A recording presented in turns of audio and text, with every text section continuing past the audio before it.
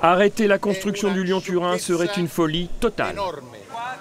Déclaration choc, photo de famille sur le tunnelier en compagnie des ouvriers ayant déjà percé les 4 premiers kilomètres du grand tunnel de base sous les Alpes.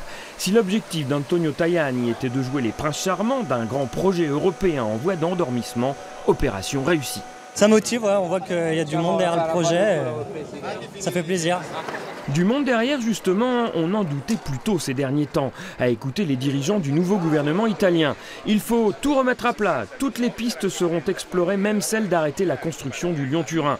Des déclarations à faire peur à plus d'un CITAV, ces promoteurs italiens du TGV Serpent de Mer, dont le président du Parlement européen avait battu le rappel aujourd'hui sur le sol savoyard.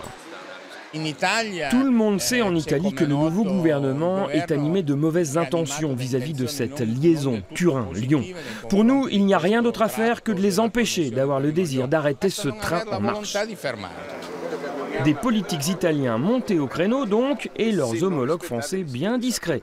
Pas de président de la région Auvergne-Rhône-Alpes présent en terre savoyarde aujourd'hui, pas davantage de pointure du parti du président de la République, toujours pro-TGV d'ailleurs. Le gouvernement italien a simplement indiqué qu'il y avait des conditions d'exécution à discuter. Il faut sauver le soldat TGV, alors on dédramatise côté français et on mouille le maillot côté italien, ou plutôt le casque, à l'image d'un Antonio Tajani à l'offensive contre les ennemis italiens et les sceptiques français du Lyon-Turin.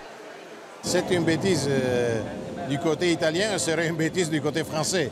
On ne peut pas bloquer les progrès. On ne peut pas bloquer à cause de financement. Et bloquer, ça coûte plus ou moins combien ça coûte aller de l'avant et conclure les travaux. Conclure, ou plutôt voir le bout du tunnel qui pour l'heure apparaît encore sans fin.